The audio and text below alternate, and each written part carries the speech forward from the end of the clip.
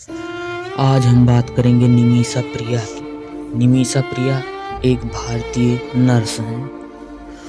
उन पर यमन में उनके बिजनेस पार्टनर की हत्या का आरोप है। यमन की सुप्रीम जुडिशियल काउंसिल ने निमिषा प्रिया को सजा सुनाई है। यमन के राष्ट्रपति रशद मोहम्मद अल अलीमी ने भी इस सजा को मंजूरी दे दी है, लेकिन निमिषा के पास अभी भी अपनी जान बचाने का एक विकल्प मौजूद है। यमन से जब ये खबर आई कि राष्ट्रपति रशद मोहम्मद ने निमिषा प्रिया को मौत की सजा की मंजूरी दे दी, तो केरल के कोच्चि में निमिषा के परिवार बहुत ही ज़्यादा परेशान हो गया।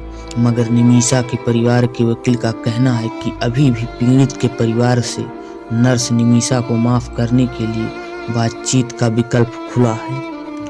दिल्ली में निमिषा के परिवार के वकील सुभाष चंद्रन ने बीबीसी हिंदी से कहा, अभी भी पीड़िता के परिवार को ब्लड मनी के तौर पर भुगतान किए जाने को लेकर बातचीत जारी है। निमिषा बामुश्किल 19 साल की रही होगी जब वो 2008 में यमन चली गई, क्योंकि वो अपनी माँ की जिंदगी को आसान बनाना चाहती थी।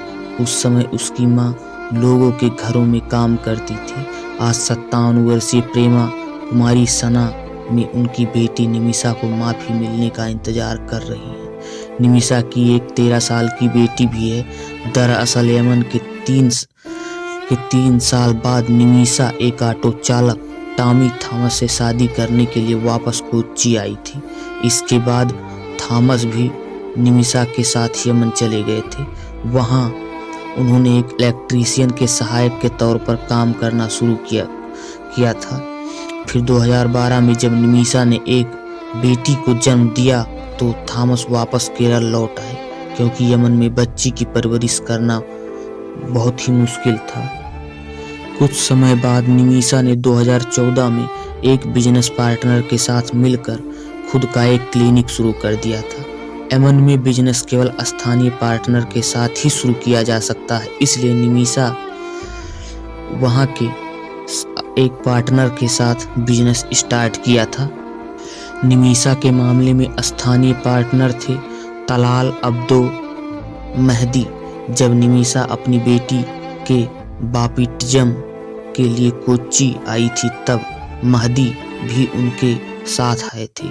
दिल्ली हाई कोर्ट में दायर की गई याचिका के अनुसार मेहदी जब निमिषा के घर गए तब उन्होंने कथित तौर पर निमिषा की तस्वीर की शादी की तस्वीरें चुरा ली थी। याचिका के मुताबिक इसके बाद उन्होंने ऐसा दिखावा किया था कि निमिषा से उनकी शादी हुई थी। मेहदी पर निमिषा को शारीरिक रूप से प्रताड़ित करने और क्लिनिक से होने वाली पूरी कमाई छीन लेने का आरोप भी है।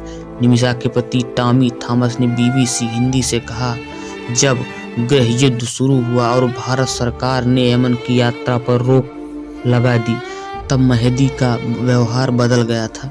निमिषा यमन नहीं छोड़ सकती थी, क्योंकि वहां हमने क्लिनिक खोलने के लिए पैसे उधार लिए थे। जब मेहदी हमारे घर आए थे तब से अच्छे व्यक्ति थी, उनकी पत्नी थी और बच्चे भी थे। 2017 में निमिषा पर मेहदी को बेहोश करने के लिए इस्तेमाल की जाने वाली दवा की ज़्यादा खुराक देने और कथित तौर पर मेहदी के शरीर के टुकड़े करने का आरोप लगा और निमिषा को जेल भेज दिया गया। निमिषा के पति टॉमी थॉमस कोच्चि में ऑटो रिक्शा चलाते हैं। उन्होंने बीबीसी हिंदी से कहा, हमारी बेटी 27 दिसंबर को 13 साल की हो गई और वह पूछती है कि क्या उसकी माँ से कोई बात हुई थी। बेटी जब 2 साल की थी तब से उसने अपनी माँ को नहीं देखा है।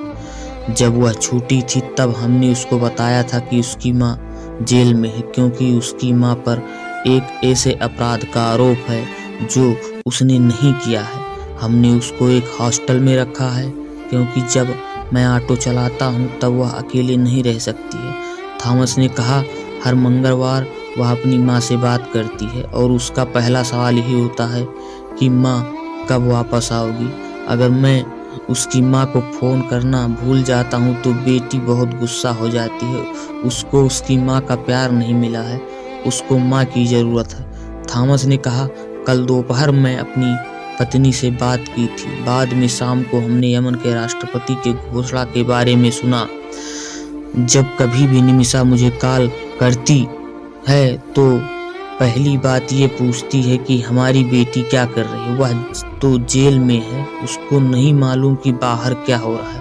उन्होंने बताया कि मेहदी के परिवार को वकील ने समझौते के तौर पर ब्लड मनी दी है। उससे सेव निमिषा इंटरनेशनल काउंसिल के जरिए जुटाया गया था। ना तो थॉमस और ना save Nimisha international council Mehdi के परिवार से सीधा संपर्क कर सकते हैं।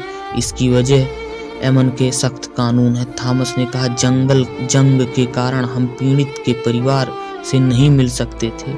वहाँ एक कानून ऐसा है कि यदि जान गई है तो उसकी सजा केवल मौत है। वहाँ सजा सर में गोली मारकर या बैक साइड में गोली मारकर सजा दी जाती है। यही वहाँ की व्यवस्था है। यही कारण है कि हम यमन के स्थानीय नेताओं और शेखों से बात कर रहे हैं कि वो हमारी ओर से बात करें। मगर थॉमस को अभी भी उम्मीद है।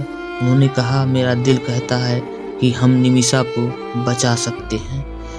आप सभी का कोका लेमन टीवी पर बहुत ही स्वागत है। आप हमारे चैनल को सब्सक्राइब कर लीजिए ताकि हम आपको आने वाले हर टॉपिक की वीडियो उपलब्ध करवा सकें।